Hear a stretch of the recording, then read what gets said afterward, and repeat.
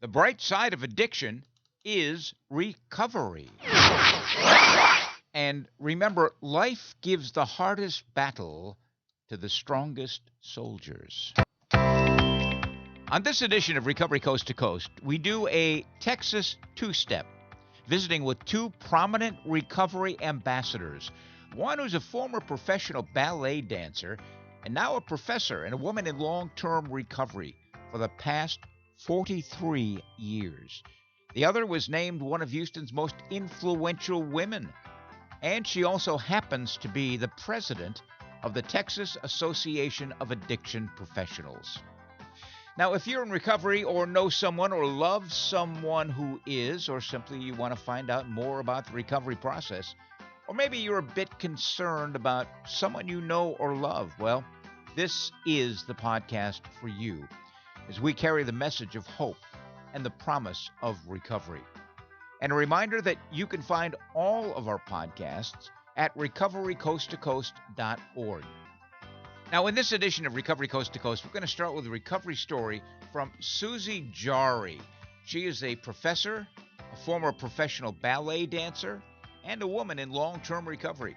Her circuitous journey began back in New York City, and it continues now in Fort Worth, Texas, where she's making a big difference in the lives of countless students. And then a chat with a wonderful woman who has been in the field of addiction for some 42 years. She was named one of Houston's most influential women, and she's also president of TAP. She's passionate about women's treatment and advocating for the treatment field in the state of Texas. Her name, Ellen Joe, and she started her helping career back in 1978 with Volunteers of America. And she has been the chief executive director of Passages Treatment for the past 32 years. So we have two for Texas. Here's a quick clip from today's interview with Professor Susie Jari. She's been living a life in recovery for some 42 years. I mean, my first drink was at 16 at a post-ballet performance. We had champagne, and I thought, why didn't someone tell me about this sooner? All of a sudden, I loved everyone, and I was fearless. Lots of cast parties and progression later, because there was a time when I could kind of, quote, handle it. Then it changed, and the preoccupation, and then once I started. And my friends didn't know, when I found a program of recovery, a design for living that really works.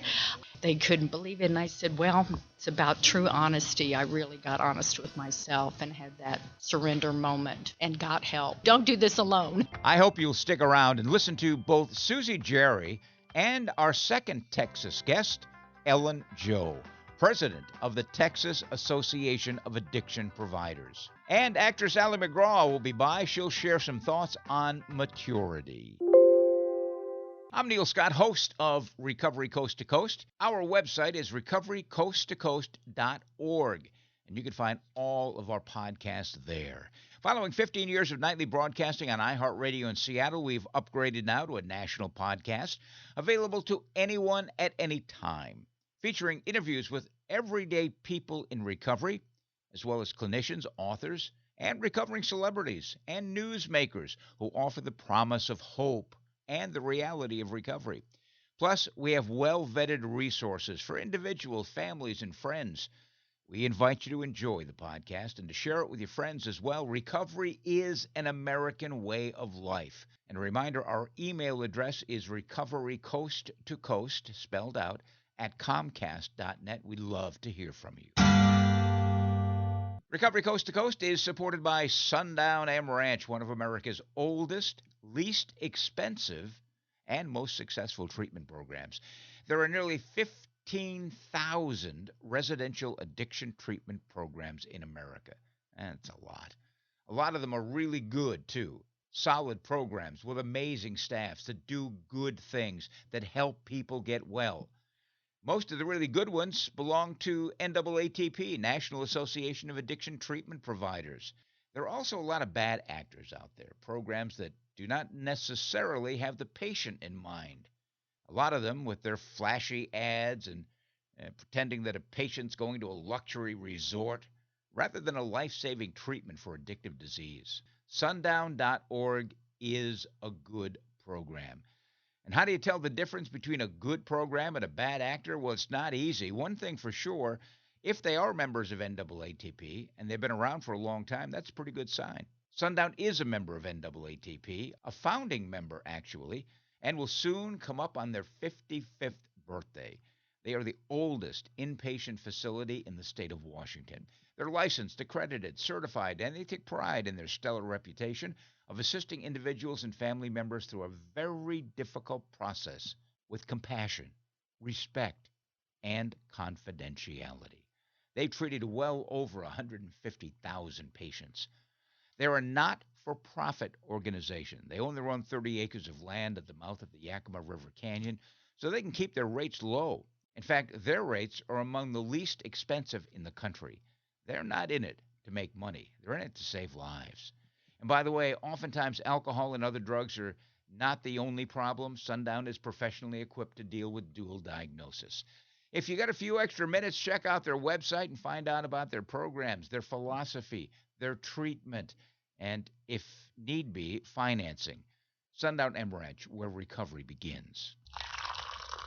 Now let's enjoy a nice cup of coffee as we listen to my conversation with two of the best in Texas, a professor and a CEO. We're going to start with Professor Jerry, a passionate woman in long-term recovery.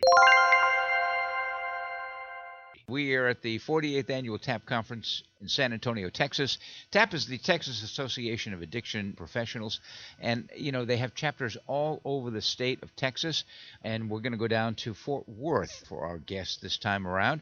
We're visiting with Susie Jerry. She is a professor. How long have you been in your position?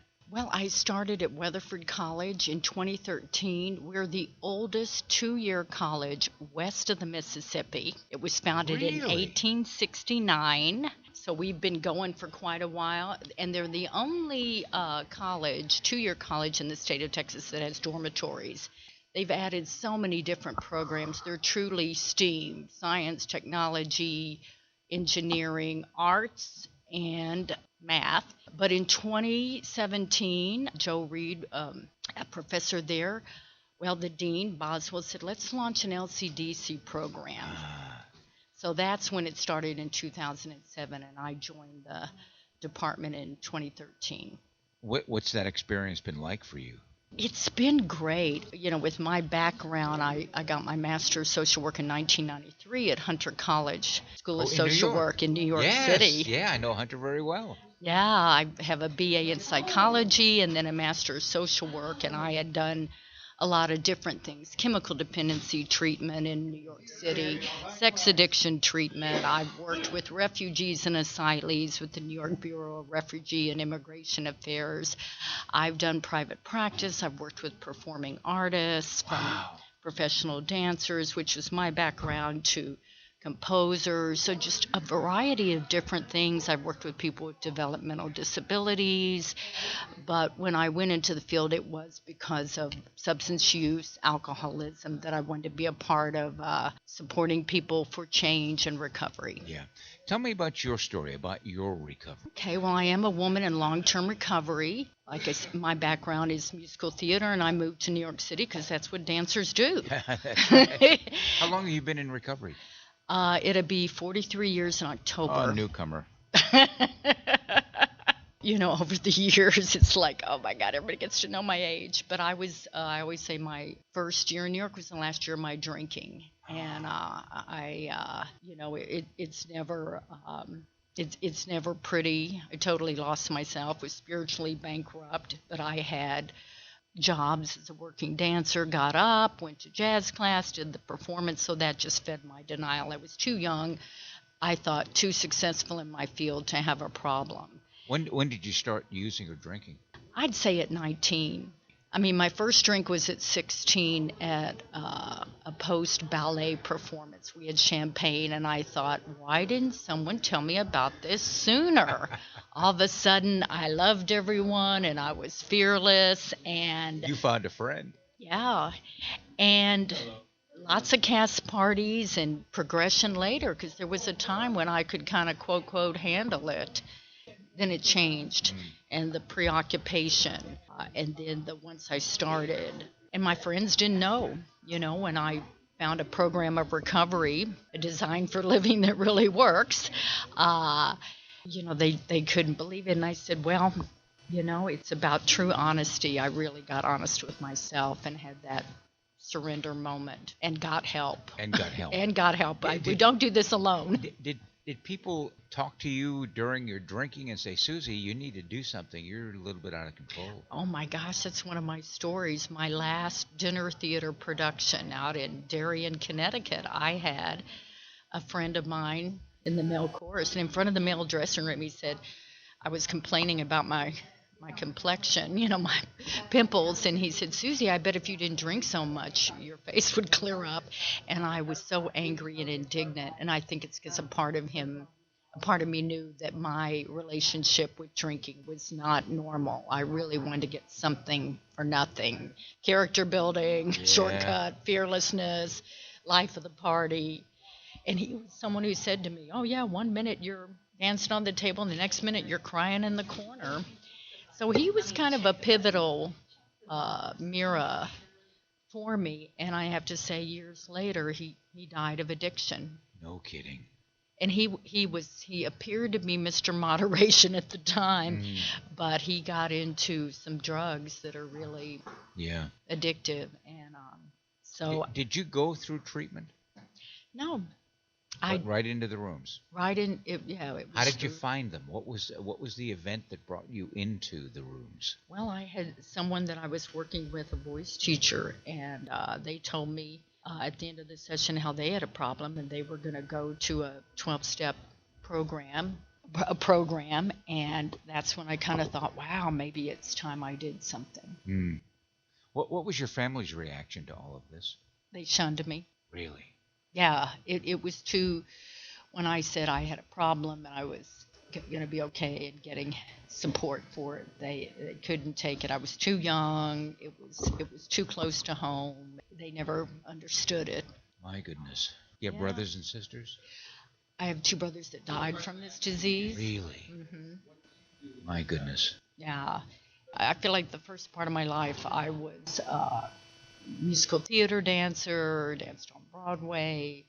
Then I got my Master of Social Work, and then I went into the counseling field. In fact, I worked for an organization that supports professional performers to make transitions. What organization is that? It was called Career Transition for Dancers, and it's a part of the Entertainment Community Fund. They used to be called the Actors Fund. Now they're the Entertainment Community Fund, and it's a piece of programming that they have to support people that can no longer dance or sing or whatever to move on. Wow. Scholarship program, emotional support, skill building.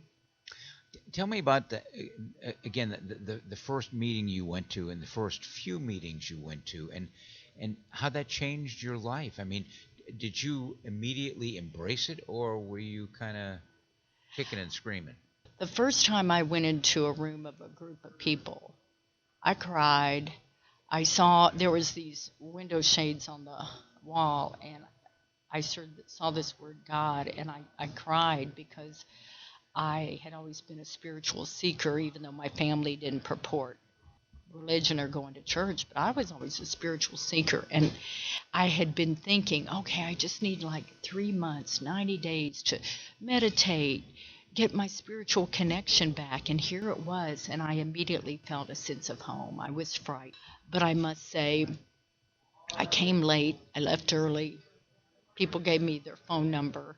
That's even our joke today. Give them your phone number, they'll never call. I must have had, but I had a dinner theater production, and I guess I had, through going into that environment of support, I was able to not pick up that first drink one day at a time. When I started rehearsing, the disease said, pick up a drink, you'll feel better. I mean, my ego, I think I'm a dancer, and another gal got a speaking line, and I was all self-pity.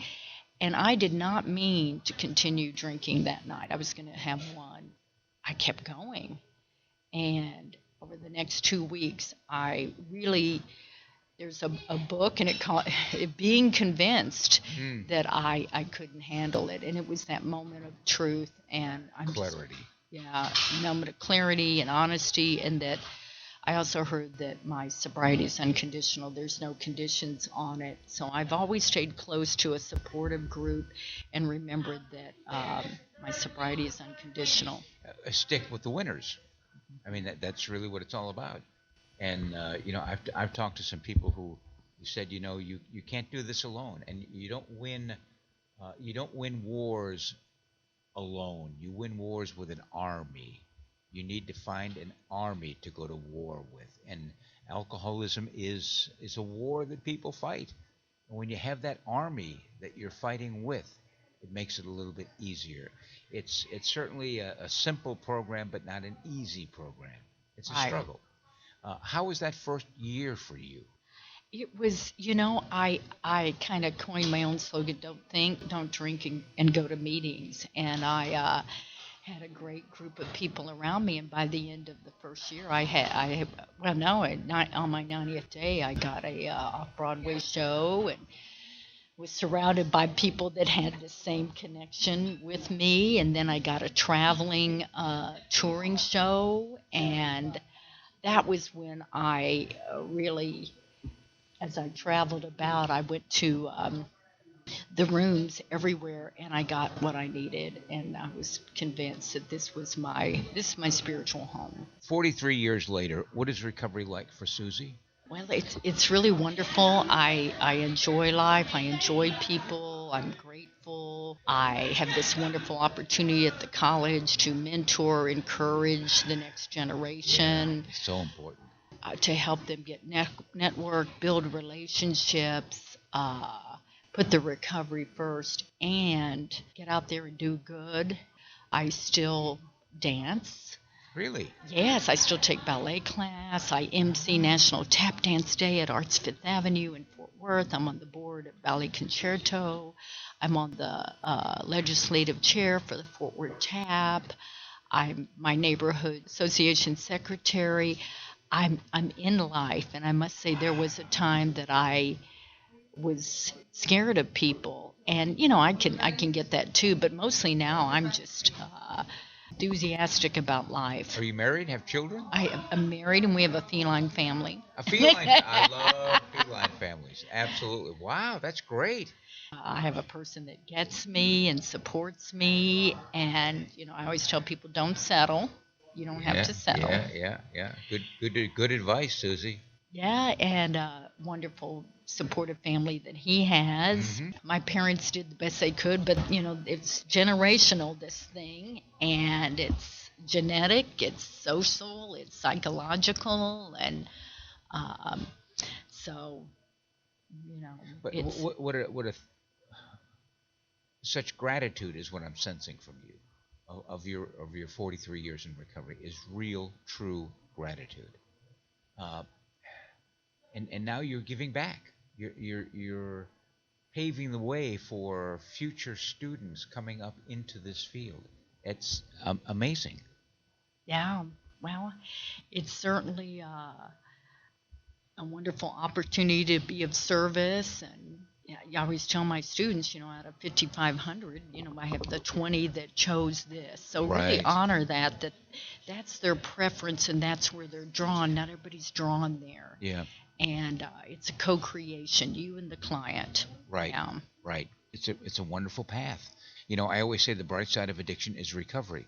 People don't think of the bright side of addiction. They think of, the sick and suffering and the overdoses and the skid row alcoholic and all of the negative things. But boy, when people recover, when they sober up, when they get well, they become weller than well. Uh-huh. And you are such a perfect example of that, Susie. And Well, and thank you. you let your students know that you are in recovery. I do. I do. I say I'm a woman in long-term recovery. Yeah. And usually ask how long, or sometimes they do. Yeah, I yeah. don't want to. I don't want to make it about me. Right. And I just drop in parts of my story here and there as it's of service to them. Yeah. What advice do you have for somebody new coming into this field that's in recovery? Get your own support system.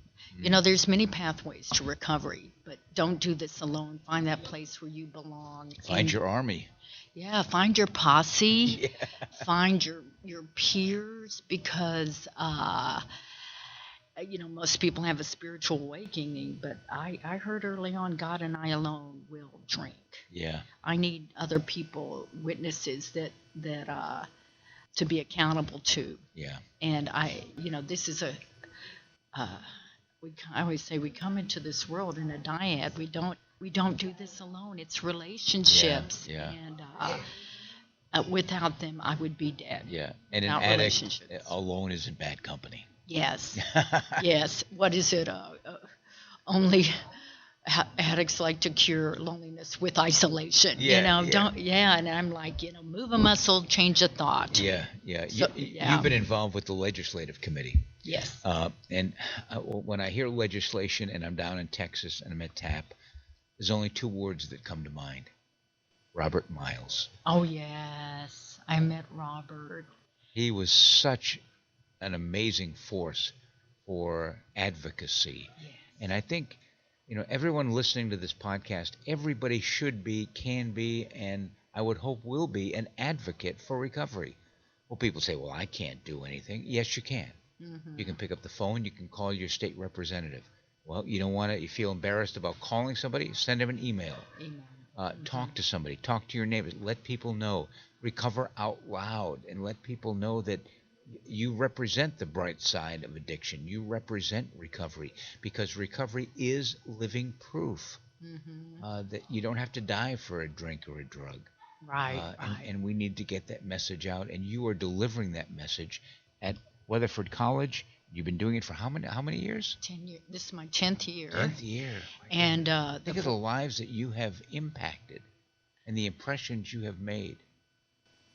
Well, we each one teach one, pass it on, and I like to support them to get involved with TAP, to be of service to the community.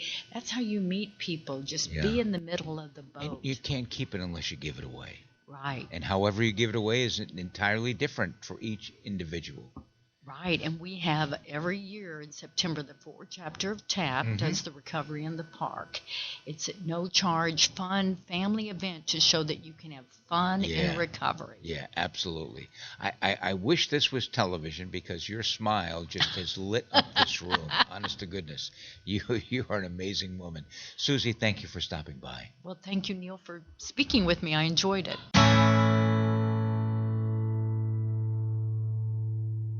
Up next is the president of TAP, the Texas Association of Addiction Treatment Programs, a longtime addiction treatment leader in the state of Texas. Here's Ellen Joe. Welcome back to Recovery Coast to Coast. We are here at the 48th Annual TAP Conference down in San Antonio, Texas. And, of course, TAP is the Texas Association of Addiction Professionals. Our visit made possible by the good folks at Summer Sky Treatment Center, where recovery begins, summersky.us. And in this particular segment, we're going to talk to the president. No, not Mr. Biden. Ellen Joe. Ellen Joe is the president of TAP. She is newly appointed. I have another year. I've been serving for a year. She's been spearheading this entire conference, which has been awesome. And I'm privileged. Not only is she a president, but she is one of the 50 most influential people in Houston, Texas. So I am honored to have you sit here and speak with me. You have such a long, rich history in this field. How did it all begin? It began in 1978, working for Volunteers of America. And during that time, there were monies coming around from the state for women in recovery. Yeah. So Volunteers of America jumped on that, purchased a house, and we had Broader Street, which is residential treatment for women, and it started in the early 80s. And that's in Houston. It's in Houston. I worked for them for 17 years for VOA as the program director. And then I moved on to Passages, which is treatment for women also. Yeah. And I hit that door at 1990 And so I'm still there after 32 years. Tell me about gender-specific treatment and the importance of that. I'm so glad you asked that. I believe that women in addiction, I mean, it's more prevalent. It's always been prevalent, but it was pretty well hidden. But I think with the onset of men coming out in addiction, the stars and such, I think women are coming out knowing that they do need help. They were pretty well protected by spouses and family and employers for a very long time. The thing that we're seeing in terms of working with women and the relapse is that we see a lot of mental health issues coupled with the addiction. So we have a hard time understanding, was the mental health there and they medicated it with alcohol or drugs, or was the alcohol and drugs there and then they needed the mental health piece? So I think it's twofold. I think we're making great strides as far as women in recovery.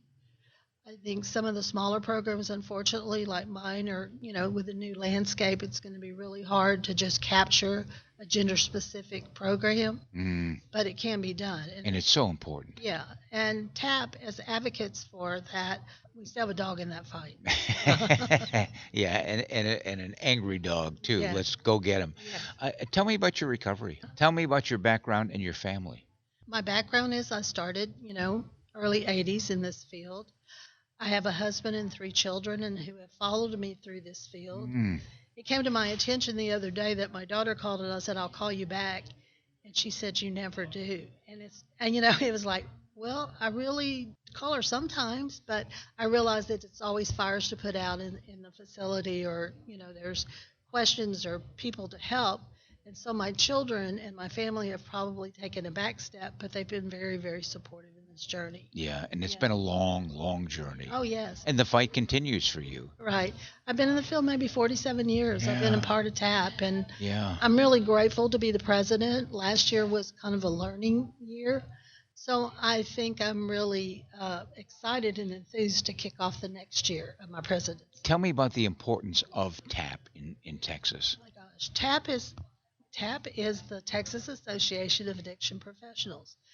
TAP is the voice of all of us in this field. TAP works diligently in advocacy to make sure that our voice is heard in this field. And TAP is there. I mean, TAP provides the education. TAP provides the sounding board if you don't like what's going on. Yeah. TAP marches itself up to the hill and the greater hill and does the work that we're supposed to do. And so innovative. Even, in recent years, the TAPnet program to heal the healers. Right. And that's a worthwhile program, in our intent and our focus on TAP, from TAP's point of view, is that we can make it larger. Yeah. More people know. We're also involved now with the peer support. We have a track today that's going to address the needs in the First time ever. first inaugural. Absolutely. Yeah. Peer Day. It's not Saturday, it's Peer Day. Well, they think it's Peer Day because they're really being honored, and there's a lot of good As well speakers. they should be. And they're good speakers for that, so we're really blessed. Yeah, and there are so many people in the state of Texas that are just icons in this field. And you're one of them, frankly. Well, thank you. Going forward, and I mentioned this in my little talk today, what do you see as the challenges going forth in this field? You've got such a rich history. Well, I think ageism is getting to us. And Yeah. so, and not to say that the young ones coming in, they're different, they're innovative, they come from a different generation. I still think we all kind of gather with the same focus, is that's helping those in addiction and mental health issues. Yeah. But the future I see is that we're going to become a little bit more dispersed. I think with the age of Zoom and such, we're not going to have a lot of that hands-on. But I still think that, through the whole movement of recovery, we can still be there. We can still be a sounding board. And I think TAP is going to be that. Yeah. I mean, when we speak, my hope is that people listen. Yeah. It's such a track record of 48 years with TAP and some great people. I think of Robert Miles and all he did legislatively. I mean, in the halls, and just recovering out loud. Actually, that's true. And Robert Miles was a pioneer. Oh my God, he was. Yeah, I mean, I sat in his truck going to Decatur at one time. So, he goes a long way back, and he's honored every single day in our work. Yeah, what a character! What a character! Yes. It just one of the icons in the field. Every other year, they give out the Robert Miles Award for advocacy. And advocacy is so important. It is. What's your take on that? I think advocacy is the foundation of what keeps us going. Yeah. You know, if the Hill doesn't listen to us, we're just down here waiting to see what happens. Yeah. So I think that's very, very important. I think membership in TAP is most important. If we're going to be heard, people need to step up and join TAP. Yeah. They need to get involved in the committees and the boards and not sit back complacent like as I was, probably 20 years ago, and say, well, they know what they're doing, they're going to do it. So I didn't so I said, well, I need to step up and help them do what it is they're doing. Good for you. And hopefully other people will follow along and they will step up and it will continue on. And this conference is such a pivotal point in the year. Each year it gets bigger and bigger. I am so impressed. Well over 900 people have registered for this conference. Over 100 exhibitors in the exhibit hall. And people coming in, people who are brand new to the field and people who've been in the field like yourself for 30, 40 years, and to be able to harness that energy. There's so much energy at this conference. It's you won't need gas in your car to get home. No, or my airplane to fly back to Seattle. Yeah. Next year the theme is, and there's always themes. This year was the Roaring 20s. Yes. And taking a look at addiction through the ages, from the 1920s to the 2020s, and all that's happened, all that's changed. And it was an amazing concept. Keith Lyles is he's our creative director, if you will. So we never know what it's going to be. But it's always fun. Yeah. It's always different. He's always able to wrap his theme around recovery. Yeah. That it makes sense. When he first says it, I go, what? But it begins to make sense. Yeah. So we're really grateful to have him still And on next the year team. going Studio 54 and the disco years and all of that. Yeah. Basically, it makes it fun. That's what conferences should be. Yes. We sit in the rooms and we listen for our education, yet they're still fun. You walk outside the door and there's fun. There's town hall and there's dessert extravaganza. Yeah. But the most important part is they're people. Yeah. They're people that you haven't connected with in a while, and you say a silent prayer that they're still here. Yeah. Myself included. And then you see all the new people and the energy. And you just want to be a part of that too. You want to learn what they're thinking. Yeah, and the conference is always so content rich. I mean, it's just not haphazardly put together with a bunch of speakers. It's very well thought out and outstanding keynotes and outstanding workshops. And that's what carries it. That's the blood and guts of it all. And that's the conference committee, chaired by Keith Lyles and Yep. Ellen Horst. But there's work. There's so much work behind the scenes. When I sit in on the committee meetings, I go, yep. And you're doing this too? Yeah. So there's so much work that goes on behind the scenes to present with you what you feel like is an extravaganza. Yeah, and people don't realize what it takes to put on a conference like this. No. I mean, they don't get together a month before and say, okay, what are we going to do? It starts like tomorrow, like next week, next month. And it starts putting it together for next year with a lot of thought, with a lot of love, with a lot of energy.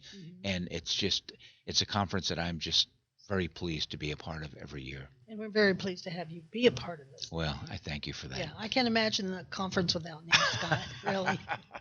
You're very kind. Ellen Jo is the president, and the way it works, she'll be a president for another year, and then Joseph Gerardo, he will come along.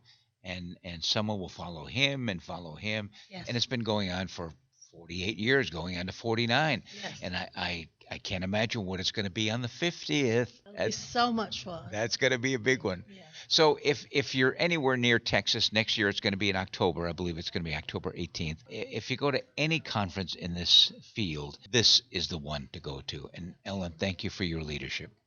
Thank you so much for your time. I hope that you've enjoyed these two amazing women who are shaping the success of treatment in Texas and the power of recovery. And by the way, I want to remind listeners of this podcast, if you would like to tell your story of recovery, regardless of the path that you've chosen, whether it's a 12-step program, a faith-based program, maybe you just did it on your own. And as long as you have been in continuous recovery for a year or more, I'd kind of like to hear about it. Drop us a note at recoverycoasttocoast@comcast.net. We're going to hear from legendary actress Ali McGraw with some thoughts on maturity in recovery. in just 30 seconds. Alcohol is running your life. You want help, but can't take time away from work to get it. Where do you turn? Contact Sundown M Ranch. Sundown M Ranch outpatient programs have helped thousands recover from addiction without losing time on the job. Nationally recognized for innovative, effective, and affordable treatment programs, Sundown M Ranch will help you put your life back on track. Go to www.sundown.org to learn more. And now a thought for the day from award-winning actress Ali McGraw on maturity.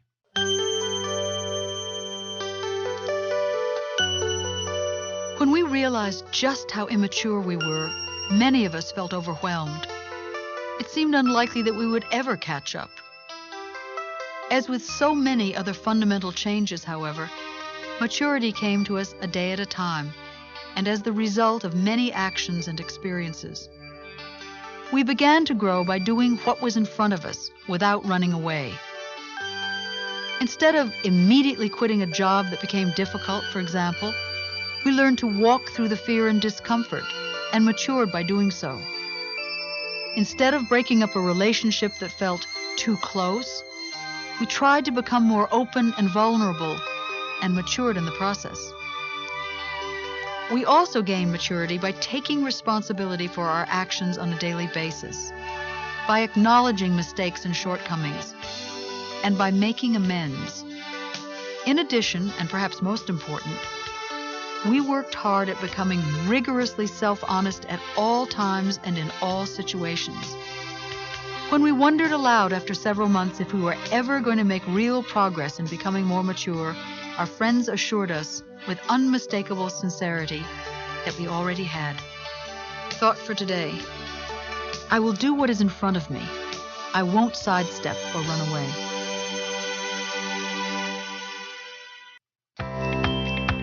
That wraps up this edition of the national podcast, Recovery Coast to Coast. If you've enjoyed our podcast, please share it with others via social media or simply by telling someone about it. You can find all of our podcasts at recoverycoasttocoast.org. If you'd like to get in touch with us, I'd love to hear from you. Our address is recoverycoasttocoast@comcast.net. Also, please hit the subscribe or follow button. It's free, and you'll be notified the next time we publish a podcast. And remember, if you know someone who is experiencing problems with alcohol or any other drug, here's a 24-hour national helpline that offers free information and confidential treatment referrals. They have Spanish-speaking individuals available as well. That number is 1-800-622-HELP. And join us next time for America's Voice for Recovery, Recovery Coast to Coast, the national podcast.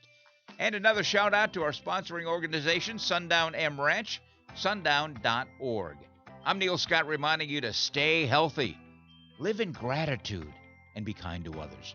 Remember, the bright side of addiction is recovery. Pass it on.